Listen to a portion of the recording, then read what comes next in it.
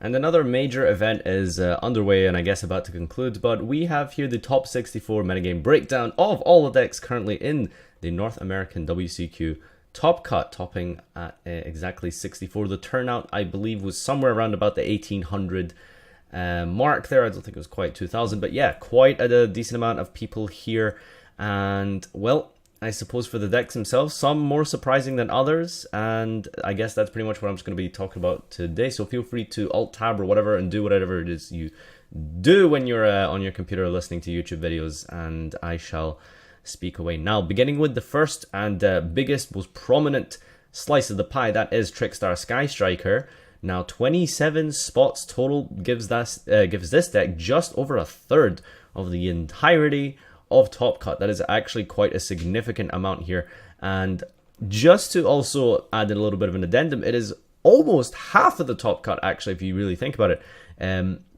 There is 19 Sky Striker variants, and well, this is probably just going to be the version that you're sort of more accustomed to, the very staple 35 cards with, you know, the full Trickstar engine, and then Scapegoat, and then, like, you know, triple Engage, triple the Hornet, Afterburner / Wave, whatever it is that you're taking in at that point. And yeah, the 3 field spells brings you roughly roundabout with all the necessary cards up to about 35 cards. So I feel like this deck wasn't really super good for taking into top cut, but to actually reaching top cut itself, I think that this deck is really unsurprising for anyone, just because of the fact that you do have so much consistency is really what this name of the game is here, and what people are probably trying to aim for when they decide to pick up this deck and take it into such a large scale event. Is really they're just looking for something solid, something that'll get them through top cut, and something that'll just be, you know, ye old faithful, which I believe is what this deck really offers people. I don't think anyone is surprised about this deck. I don't think you're going to get any sort of tournament advantage by playing this deck. You know, I feel like it's one of these decks where the difference between an average Trickstar Sky Striker player and the difference with a fantastic Trickstar Sky Striker player is way much less of a gap than it is, you know, if you take, for example, an average Goki player and an amazing Goki player. You compare those side by side, I think there'll be a greater gap for Goki rather than the Trickstar Sky Striker variant, just because I think it's a little bit more simpler to play and stuff. So yeah, I mean, overall, from like a competitive standpoint, I think it's very, very much a safe deck to take to this kind of event.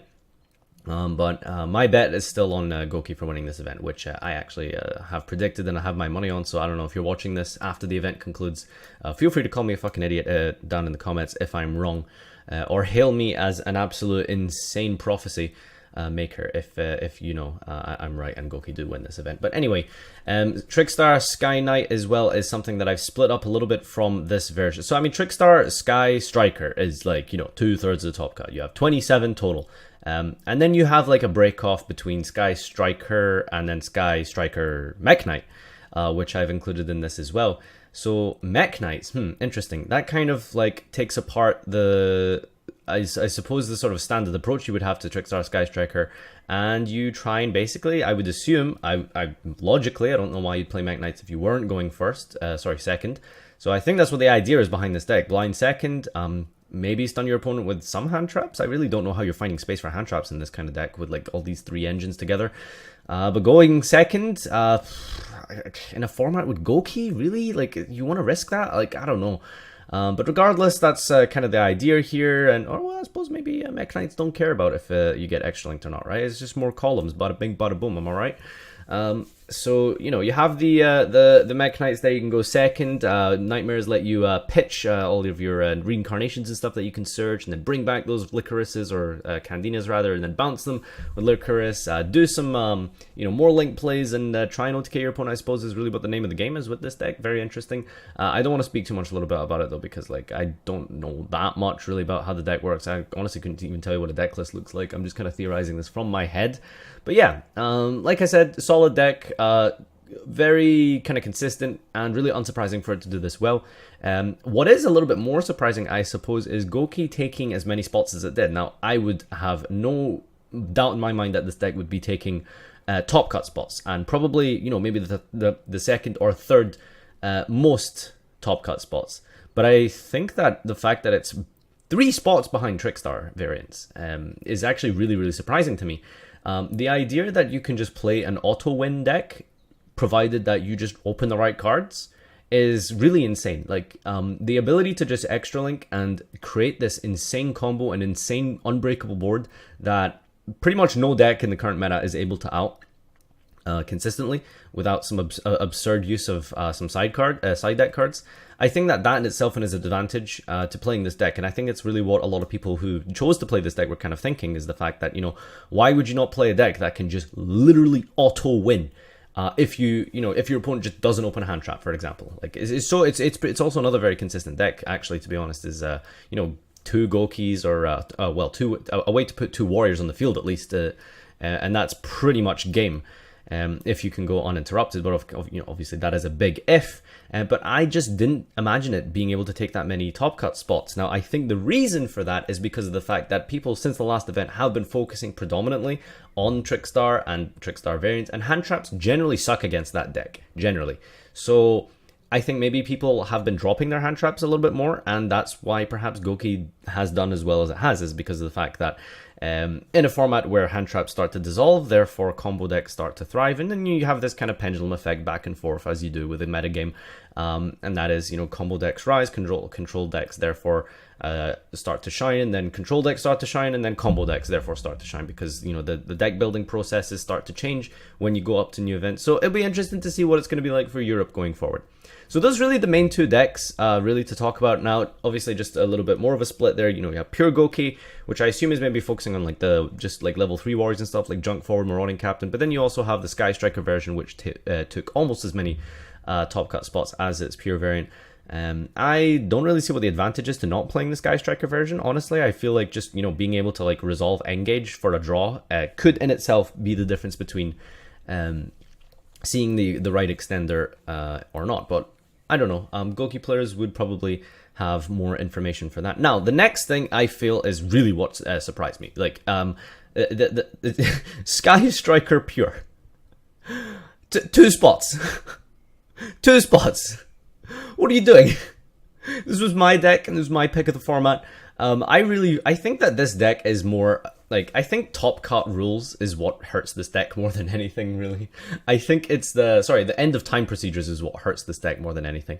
It's just really bizarre. It's basically a rogue deck. It's basically a rogue deck. I'm completely wrong about that. I thought that deck would be a lot more represented. It still has time to shine at Europe next week. We'll see. But yeah, that's my sort of surprise there. Other versions, we have Spiral, Pure Spiral Sky Striker. I said this on stream earlier today, and I don't really see how anyone can argue against it. Spiral is boneless Goki. It is literally boneless Goki. Everything Spiral can do, Goki can do better. I just don't see the advantage to playing Spiral. I don't see what sort of interaction you can possibly have in Spiral that would warrant you to choose this deck over Goki. I mean, if you like that kind of playstyle and theme of deck with the links and stuff, I just don't see what Goki can't do that Spiral already can. It's boneless Goki. But I might be wrong. Let me know down below. So for the other decks, after this point, it's just really anyone's fucking game, right? I mean, play whatever you want at this stage at top cut. It seems like, a good portion of a fifth of top cuts of any event tends to be one of random decks. For the past 2 years or so, actually, which I suppose is kind of a good thing, because we have seen metas where it's just 4 decks only in top cut, only 4 decks, but there's actually an insane number of decks here if you actually count them numerically. I think it's 13 unique decks total. Well, maybe not unique, actually. Maybe 7 unique decks, but 13 unique variants of those decks. So what does that say for the health of the format?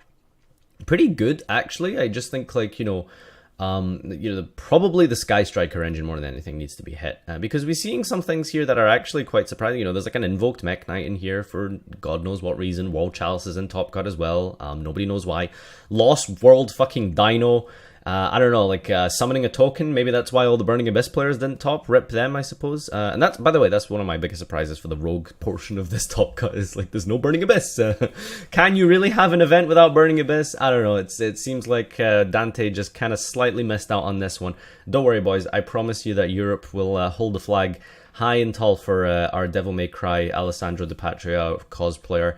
So hopefully we'll get a top out of Dante at Euros, but unfortunately not managing to make the top cut spot here in America. Paleo, I mean, is this a metal call? Is it just some guy who decided, I'll just play one froggy boy? I don't know, really.